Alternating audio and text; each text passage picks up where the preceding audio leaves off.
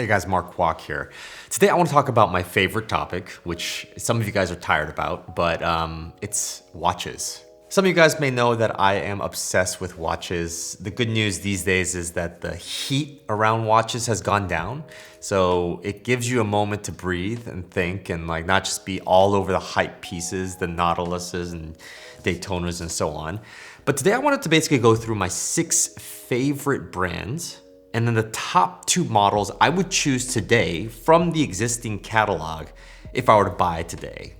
So my favorite 6 brands are actually Rolex, which no surprise to everyone is the most popular watch brand there is. Patek Philippe, which is my favorite brand of them all. Cartier, which is really hot right now. It's a jewelry brand, but they've really stepped it up on the watch side of the business.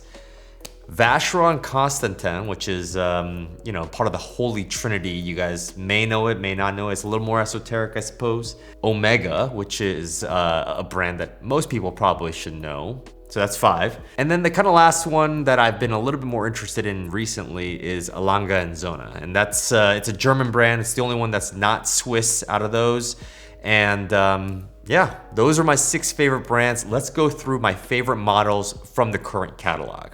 Let's first start off with Rolex, the most popular brand, and my taste in Rolex has kind of changed over time. Some of you may know that I owned a Submariner, a Daytona, even a GMT at one point. To be frank, I actually do not own any Rolex. Big surprise right now. So I have shed my Rolex collection, even though they've meant a lot to me and they were part of a very important part of my journey.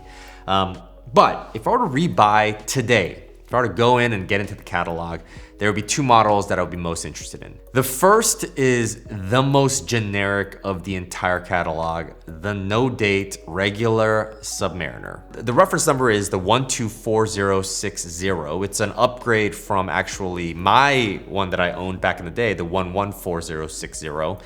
And it's just, if we think about timelessness and the ability to wear a watch kind of forever, like regardless of trends, regardless of anything, that will be the watch, the no date sub. It's the one that kind of just transcends time and space. It's like the watch. Now, that means it's super common. That means that everyone is going to be wearing that watch forever. So if it's about being unique, then that's not great, but there's no denying that it's just kind of the quintessential luxury wristwatch. The second one is a little bit more obscure and a lot more expensive. The one that I have a lot of interest right now is actually the day date, but in 36 millimeter and in either white gold or platinum. The day date is kind of known for being a flashy, wealthy, yellow gold, super, I don't know, like luxurious watch that people kind of look at and be like, oh my God, you're rich. That's like not the vibe I love. I mean, I get why it exists, but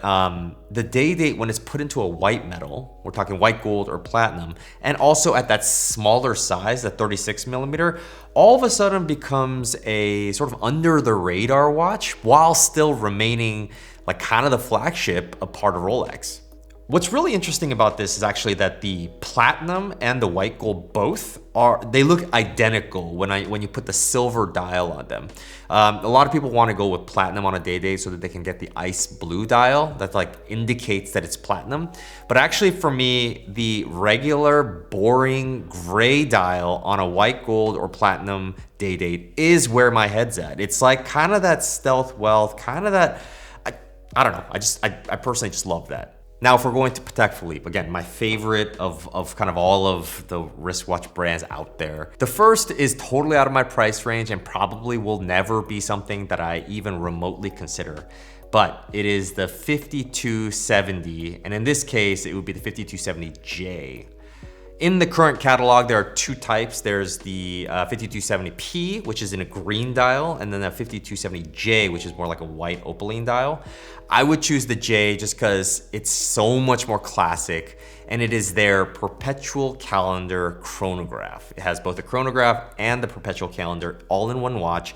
It's kind of the flagship model. If you follow the lineage of Patek Philippe, they have an old model called the 1518, which was like now just going for millions of dollars. Then it went to the 2499, then it went to the 3970, 5970, and now 5270. So it follows that lineage of their sort of flagship model. It's the perpetual calendar chronograph. And the 5270J, it's super impractical. It's a manual wind watch, and it's like incredibly expensive and probably not that versatile if you wear it, but it is kind of that dream watch, the one that you think about in some odd reason. It's like the pinnacle of the pinnacle. And so that would be the watch, budget no object, that I would purchase. If we're gonna go a little bit more realistic, I actually love the sports lines. They've obviously become super hyped, Nautilus and Aquanaut. They're actually coming out with a new sports line called a Cubitus coming out, which let's keep an eye out for that one. But right now, the model that I like is just the Aquanaut. I mean, my favorite Aquanaut was actually the 5164A. So that's the travel time Aquanaut. It has like the GMT type of function, but then also is in steel. It's an Aquanaut, it's casual, and it wasn't a Nautilus, so it doesn't have quite as much hype, even though it's obviously very hyped. Today, that model is discontinued, unfortunately. So the next best thing would be the 5164G. They just released this in 2024. It is an Aquanaut travel time again. So again, very, very practical, goes into the water if you wanted to, but also has like that GMT function if you travel, but it's in white gold. And it comes in this like blue colorway. And yeah, that's like not super, super timeless, but among the colors, blue is probably the most timeless outside of black, white, gray, and so on. It's just a sick watch. I think in white gold, it's a little less practical than steel, but it's still a white metal. I mean, these watches can be worn around daily, even if they're gold.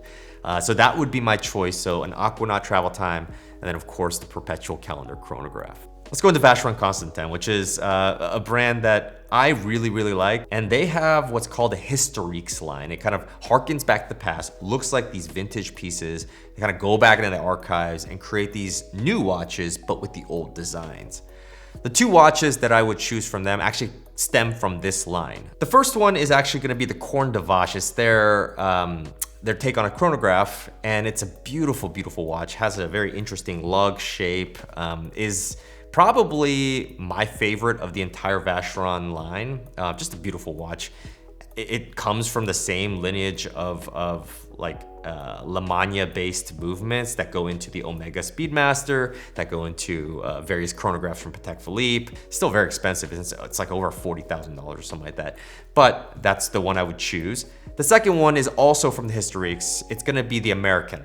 Really unique watch. We're talking like a kind of a squarish design, tilted so that it like, you can look at it from like this angle as you're driving, and then like it looks more in line with like a 45-degree angle. Very odd choice, but something that makes it unique and also just really sick. It like is like a connoisseur's design almost. It's like, it's weird enough that it doesn't seem like a regular watch, but it still also just looks like a regular watch too, and just very, very cool. So one of those two, if I went Vacheron, would be my choice. Next, Cartier. I mean, this is like the hot it brand right now. The first one is the classic Tank Louis in a larger size, which is still very small, to be honest. The reference number here would be WGTA 0011, comes in rose gold. I go back and forth on whether I like rose or yellow, but either way, it's just a classic Tank. It's a manual movement, and it's a beautiful watch. It's timeless as well, and I've actually gone into the Cartier boutique to try that watch on multiple times. Given sort of the reputation and the accolades it's gotten over the many, many years, it's probably the most timeless of all Tanks out there, and so that would be my choice. The next one, I don't even know. It's part of the current catalog because it just came out this year, but I can't seem to find it or figure out how to even obtain one. But it would be the Tour 2, which they just re-released. And it would be they have like a mono pusher chronograph. And so it just has one button that you can enable the chronograph with. And I think it's in platinum. And so that watch, I mean, boy, this Tour 2 just looks so good. And so I would love that. Now, obviously, that's going to be a very expensive one, and also I don't think you can just readily get it, but it's part of the current catalog, so it counts. So let's talk Omega. One of my favorite watch brands, great history. They have a couple lines that I'm super interested in. The first one is the Speedmaster, and then the other one is the Seamaster. But if I were to go into the catalog today, I would probably just look within the Speedmaster lineup because that's kind of it's what Omega's known for, like the space stuff. So from that Speedmaster lineup, which ones would I choose? The first is one that I actually own already, which is the Ed White 321. It's a kind of reissue of the old 105-003 Ed White that was a pre-Moon Speedmaster. Beautiful design, harkens back to that vintage vibe, but is brand new parts. It's very, very like modern in all of its ways. So I love that watch. I still own it, and that would be the one I would rebuy if the time came. The second one would also be a Speedmaster as well, but this time with a white dial. I know the super popular thing that came out is the steel white dial Speedmaster. Looks great, but the one I'm actually interested in is actually the white gold, they call it Canopus Gold, Speedmaster instead. It has this like frosted white dial. It has that heavy heft to it. I've actually worn it on the wrist. It's just a beautiful Speedmaster, and though I prefer my Speedmasters in steel because that's just way more practical, this would be kind of like that splurge, stealth wealth Speedmaster that you would kind of lust after. Okay, I know this is getting very long, but the last brand is A Lange Sohne, a brand that I really enjoy, but I never really went to, actually buy one of these things, and I may never own it. The two models that I would choose from Lange would be, the first is an Odysseus. It's their steel sport integrated watch, so to some extent kind of basic, but they just do it a little different. It feels a little bit more classy, and also just the design language is so quintessential Lange that it is its own thing. I think that watch is very, very cool. It would probably be a great daily wear, even though it's a Lange.